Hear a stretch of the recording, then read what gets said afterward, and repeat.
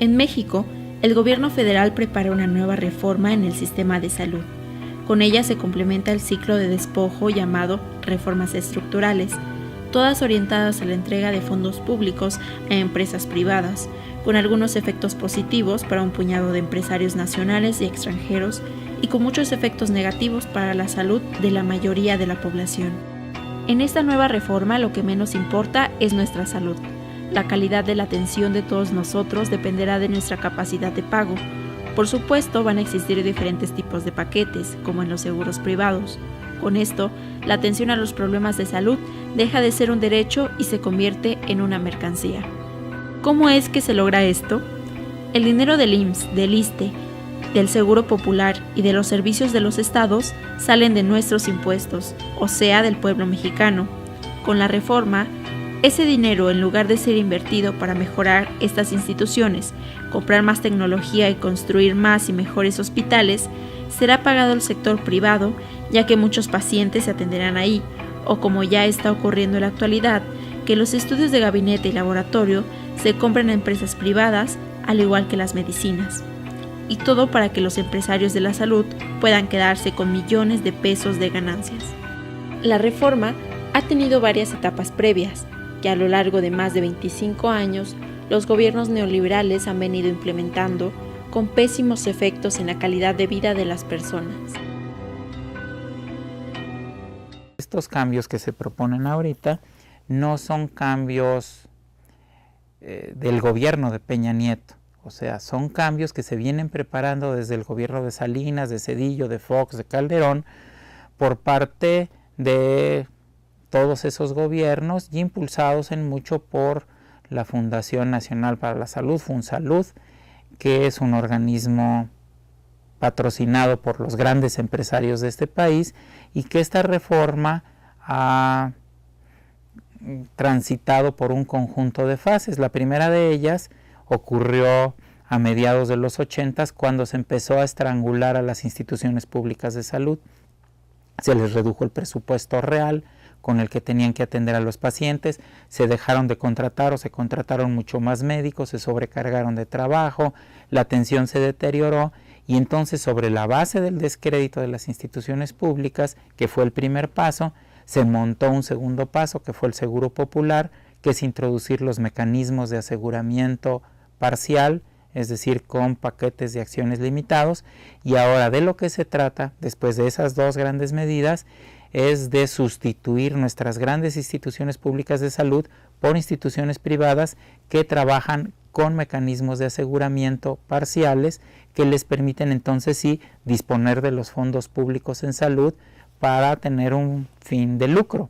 Los cambios que están ocurriendo dentro del sector de la salud están principalmente motivados por las políticas actuales, como es el Seguro Popular. El Seguro Popular aumenta el número de derechohabientes, llamémoslo así, para que acudan a atenderse, pero no aumenta la infraestructura, no se crean más hospitales, no se crean más centros de salud, no se ha llenado todavía lo mínimo necesario para que los servicios de salud funcionen adecuadamente, como para poder abrir los servicios a un grupo más de población. ¿Qué es lo que hace esto? Bueno, hace que el servicio sea cada vez más deficiente. Con el aseguramiento universal, los funcionarios del gobierno están tratando de hacernos creer que ahora sí todos vamos a tener acceso a los servicios por igual y que vamos a poder escoger entre el IMSS, el ISSSTE o el Seguro Popular, incluso el privado, cuando nos enfermemos de cualquier tipo de enfermedad. Eso no es cierto. La verdad es que lo que nos ofrecen es un seguro para pobres que no pueden pagar los servicios privados, es decir, lo único que nos garantizan son un paquete de procedimientos mínimos que muchas veces se reducen a la receta de aspirinas o medicamentos muy elementales que no resuelven el problema de salud, y muchas enfermedades graves y costosas, pero muy frecuentes, no se incluyen. Yo creo que nadie podría estar en contra del aseguramiento universal, pero ¿qué entendemos por aseguramiento universal? Si hablamos de aseguramiento universal con un acceso adecuado a los servicios de salud, a unos servicios de salud de calidad, en donde se atiendan a todas las enfermedades, todas las patologías y se dé respuesta a ello, pues bienvenida. El problema es de que, como se está planteando en esta reforma, ese acceso universal se limita a ciertas regiones, se limita a ciertos padecimientos, se limita a ciertas condiciones. Por un lado, cuando ya estás planteando un límite de qué es lo que sí se puede atender y qué es lo que no se puede atender, de facto estás dejando fuera la posibilidad de cobertura de lo que sea realmente necesario de ser atendido. Entonces eso no puede llamarse universalización. Por otro lado, lo que ellos llaman como universalización, asemejándolo a lo que es la afiliación, otra vez es una falacia, porque una cosa es tener tu póliza de seguro y otra cosa es poder hacer efectiva esa póliza. Universalidad es que todos puedan atenderse por igual, de cualquier tipo de padecimientos, independientemente de la capacidad de pago. En nuestro país, la salud, y con la reforma sobre todo, la salud, más que ser vista como un derecho, es vista como una mercancía, que como todas las mercancías se compra y se vende. Entonces, si tú instauras que la gente pobre en este país solo tiene capacidad de pago subsidiado por el Estado para un paquete limitado de acciones, mientras que otros sectores tienen amplia capacidad para comprar todo tipo de servicios a través de seguros o con pago directo del bolsillo, entonces lo que estás haciendo es crear mexicanos de primera, de segunda y de tercera en términos de la cantidad de prestaciones y la calidad de los servicios que se le pueden ofrecer. ¿Y por qué tenemos un sistema de salud tan inequitativo en el que lo que menos importa es la salud? Bueno, lo que tenemos es un proceso de privatización lento y parcial, porque en nuestro país, hay que reconocerlo y es muy importante, hay mucha resistencia al desmantelamiento de las instituciones públicas de salud. A pesar de que el IMSS y el ISSSTE se han deteriorado, hay que reconocer que son instituciones de propiedad de todos los mexicanos. O sea, son creaciones, producto de muchas luchas sociales en nuestro país que demandaban atención a la salud que no podían pagar de forma privada. Entonces, el proceso de desmantelamiento y privatización se ha ido colando por muchas vías. La primera, por ejemplo, fue separar las pensiones del Instituto Mexicano del Seguro Social y pasarlas a los bancos. Privatizaron una parte de la seguridad social, que era una institución muy querida y reconocida por todos los mexicanos, aunque no cubriera a todos los mexicanos. Después permitieron en el IMSS que se subrogaran servicios. Después vino el Seguro Popular, que estableció la posibilidad de paquetes acotados de servicios de salud. Eso no existía en el sistema de salud mexicano. O sea, si tú acudías a la Secretaría de Salud, de ahí te derivaban a un hospital y lo que hubiera en el hospital, lo que ellos te pudieran brindar, te lo brindaban. Y no era poco, pero la reforma tuvo que introducir el mecanismo de aseguramiento y de paquetes acotados, restringidos de servicios de salud, porque solo así es posible transferir fondos públicos a los prestadores privados. Actualmente está en un punto muy importante, que ellos llaman portabilidad del seguro. Es decir, que los que tienen seguro social, los que tienen ISSSTE y los que tienen seguro popular puedan acudir a que se les atienda en cualquiera de las unidades del sector público o privadas. Si ellos dicen privadas, entonces el dinero va a ser transmitido a esas entidades privadas. La privatización de los servicios, es decir, la introducción de una lógica privada en la que tiene que haber ganancia para la prestación de servicios a la salud, puede tomar muchas formas. Una forma básica que ya existe en nuestro país es la subrogación de servicios. Es decir, el IMSS dice en tal lugar yo no puedo atender a tales o cuales pacientes y entonces los deriva a una institución privada. No le cobran directamente al paciente, sino que mes con mes se hace digamos que un corte de caja, ¿no? Y se manda la facturación al IMSS, y es el IMSS el que se encarga de pagarle a este ente privado, ¿no?, la atención de ese grupo de pacientes, ¿no? Así es como se da, digamos, esta participación entre el IMSS, que es público, ¿no?, a estas unidades de atención de salud privada. Cuando me mandan hemodiálisis, me dicen que me voy a ir a un hospital donde ellos mandan a subrogación a todos los pacientes ahí. Yo pregunté que por qué ahí no me iban a hemodializar. La respuesta que ellos me dieron fue de que no había ya capacidad para varios enfermos. Entonces, al momento de eso, pues optamos, ¿no? O sea, uno como paciente dice, bueno, ¿y ahora qué hago? ¿Lo acepto o lo dejo? Si lo dejo, ¿quién me va a hemodializar? En el momento en que se abre una licitación, finalmente hay muchas empresas que concursan, y una de estas, de las más grandes, pues es Grupo Ángeles. Uno pensaría, cuando se imagina que se va a atender en Grupo Ángeles, que se va a atender en el Hospital Ángeles Mosel, o en el Hospital Ángeles México, o en el Ángeles Pedregal, pero la realidad es que son clínicas o unidades médicas que se construyeron en la periferia de la ciudad, digamos, en las zonas conurbadas, en estos cinturones de pobreza de alrededor de la ciudad, y entonces son unidades médicas como muy poco equipadas. Cuando llegamos a Grupo Ángeles fue un caos. Los pacientes que salían hemodializados salían mal.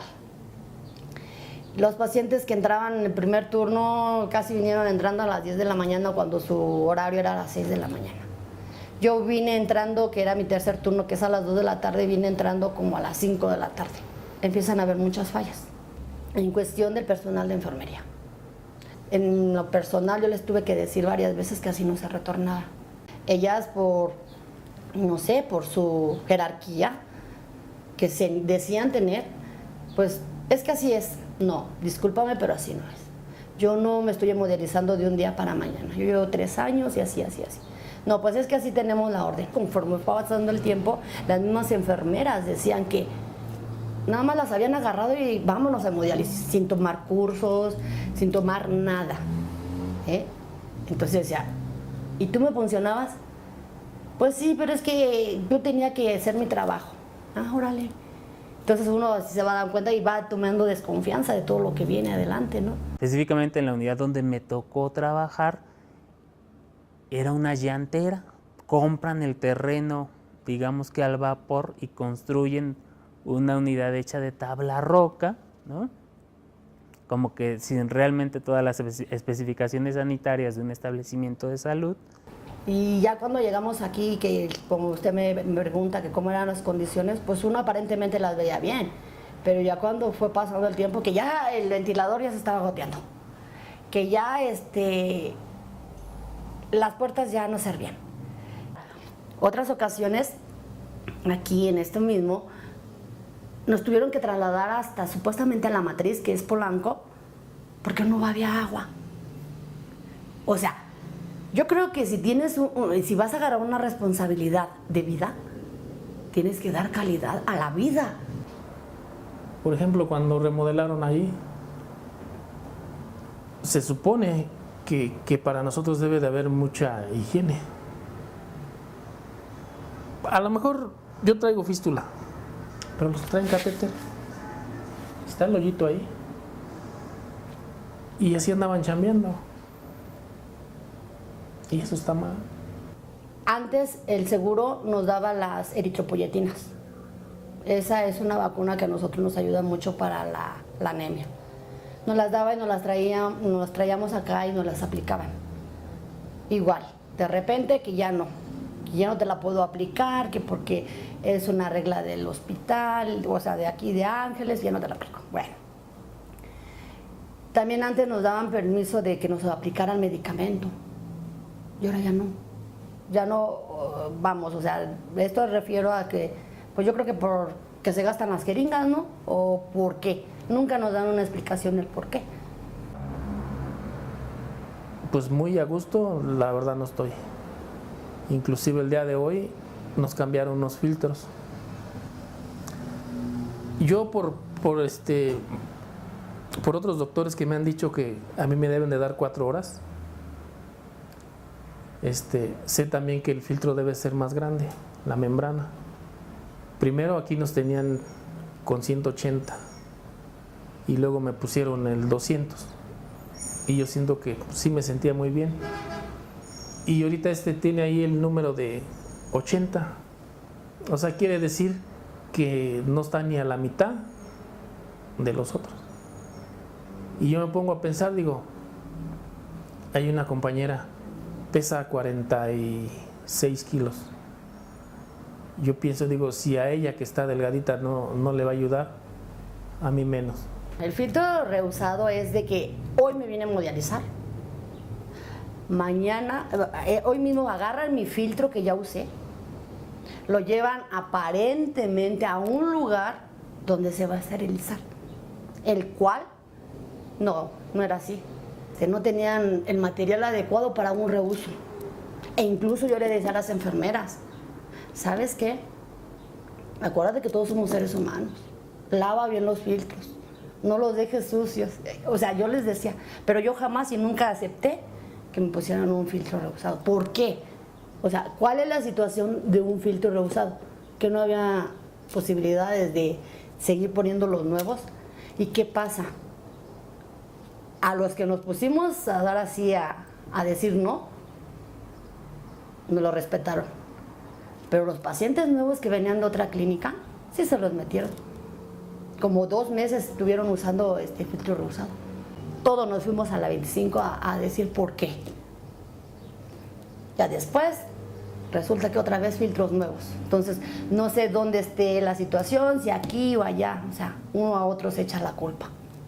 No que la clínica 25, no que los de Ángeles, y así están. No se ponen nunca de acuerdo. He ido a quejarme hasta Polanco, pero es lo mismo. Yo siento que no sé si nada más agarraron esta licitación por hacer una feriecita o en verdad les interesamos. Yo no lo veo así. Yo siento como que vamos a hacer una lanita y se van muriendo. Y yo así lo veo. Esta promesa de que las unidades privadas subrogadas vienen a solucionar el problema de rezago, el problema que no puede atender el IMSS, no es cierto, ¿no? La realidad es, se están muriendo más, se están enfermando más, no son tratados de manera integral y no solucionaron el problema, ¿no?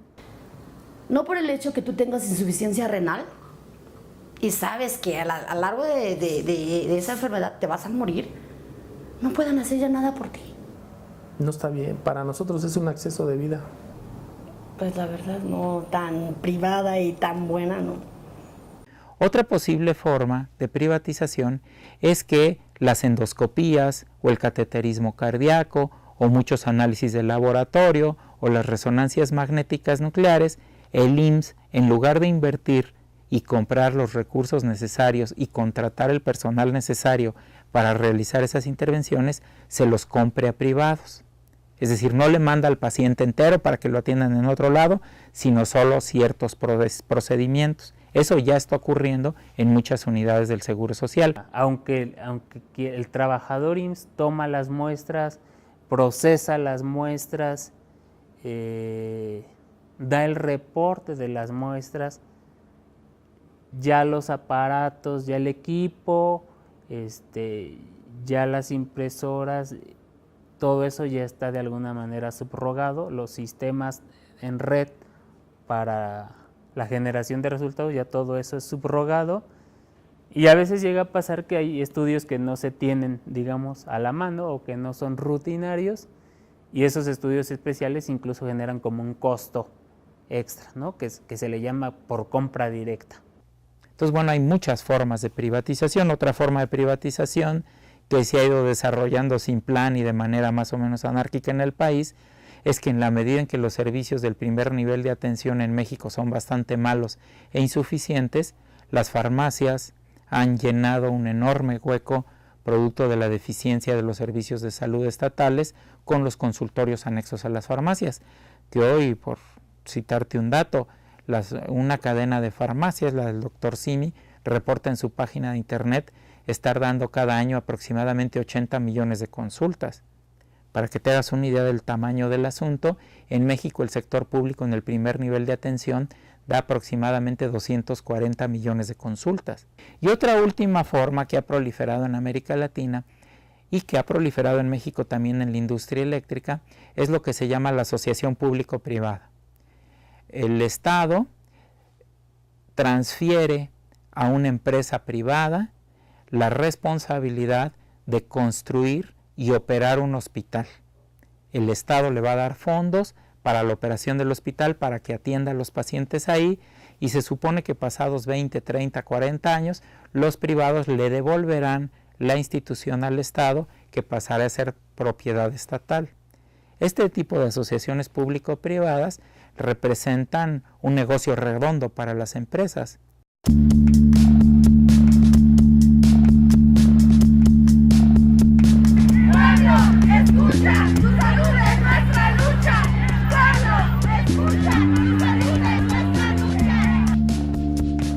Frente a la reforma, todos tenemos que actuar porque el derecho a la salud es un derecho universal. Esta idea de un sistema de salud regido por la lógica del derecho y no por la lógica de las ganancias, creo que debe retomarse y que todos los mexicanos debemos de defender un sistema que nos ha costado muchísimos años en edificar.